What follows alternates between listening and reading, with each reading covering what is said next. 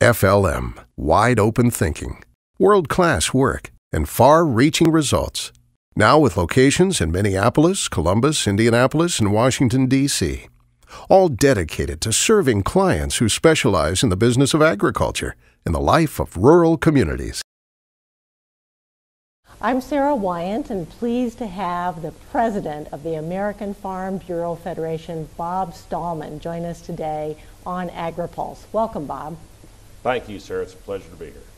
You did a great job with your opening speech today at the American Farm Bureau Federation annual meeting. And one of the key points that you teed up was the relevance of rural America. You shared with us that Secretary Vilsack had talked to you before he had opened up a discussion on this in December. Tell us, what do you think the outcome is going to be from engaging the general public and the farm community in whether or not rural America is still relevant in the political process? Well, I hope the outcome of the discussion is how we can be more relevant. And I think that starting that dialogue, starting that conversation that Secretary Vilsack is doing is probably a good thing. You know, we're kind of insulated in rural America, and sometimes we just take for granted a lot of the things we have. We don't think too much about having a focus for the future. And I think if we're going to solve some of the issues that exist in rural America, and by extension some of those are related to agriculture, we do need to have much more focus and a better unified effort coming out of rural America. So our numbers clearly indicate that we don't have the political votes like we used to. But on the other hand, we have an element of individuals that are very willing to work very hard to promote their positions.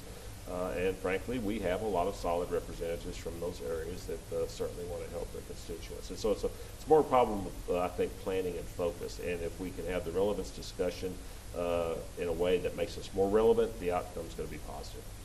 One of the other topics you teed up in your speech was the victory that you've had in a regulatory arena against EPA, especially with a poultry farmer in West Virginia.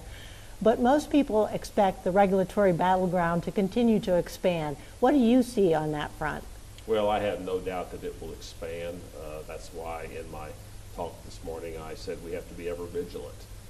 And this has been occurring, you know, over the past couple of decades, actually, ever since EPA was put in place. You had this constant tendency for regulatory creep to expand current law, to fit new situations and expand authority and, frankly, regulations, and in our case, particularly over agriculture.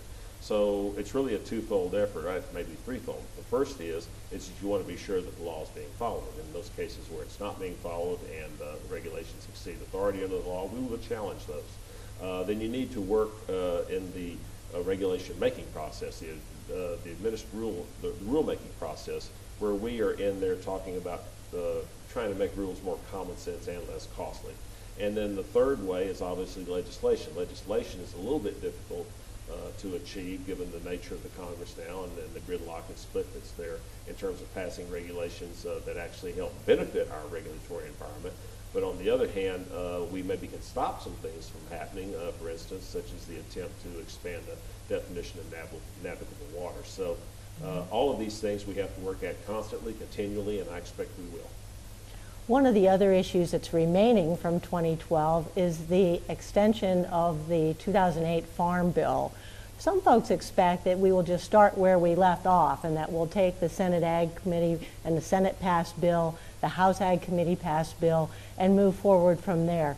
Yet others have suggested that in addition to the food stamp debate, we have to make major changes in the dairy supply management portion of the bill for the House to move it forward.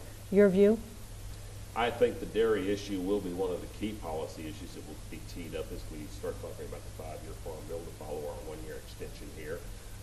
You know, and I think there's strong feelings on both sides, and this is going to be a contentious issue. But there's some other ones too. You know, I think now that we've had time to look at some of those provisions, there's some concern that the shallow loss program talked about in the Senate may not work really well as a policy position, both in terms of cost and what it may mean in terms of farmer behavior. And so you have to meld those two different approaches that occurred in the House and the Senate with respect to either a deep loss or more of a shallow loss program. And then you have the target price issue, which which obviously is important to southern crop producers. And while the House dealt with that, the Senate did not. So we still have a lot of work to do, but it's not an election year, and that may help the process move along a little bit. One of the other things that you have championed is, as chair of the U.S. Farmers and Ranchers Alliance, the need for farmers to speak out more to the non-farm public. And you've brought up the issue of the importance of transparency and communication. What have been a couple of the biggest lessons you've learned since taking over the chairmanship of that group? Well, the first lesson is I have to change the way I talk about the issues when I'm talking with consumers, or where the audience is consumers. All of the research, and very extensive research we've done, indicate that our position in the past was to tell them the facts, tell them the science behind what we do. I'm sorry, the consumers don't really want to hear that. They have some questions. They want to know about the long-term health effects of the food they eat, related to how it's produced. And while a lot of them don't have any preformed opinions, they have doubts based on what critics of our production system in this country have put in the media, in the social conversation about food. And so the key with consumers is to connect with them individually, create a dialogue, if you will, answering their questions, acknowledging their concerns, answering their questions. And then in that process, farmers and ranchers have to learn to be a little more transparent. We've been a little bit afraid to talk about what we do in our farms and ranches, both afraid and also thinking that we really don't need to. But I think our research shows that we really do need to make that connection and do that with consumers. Thank you. Bob Stallman, President of the American Farm Bureau Federation.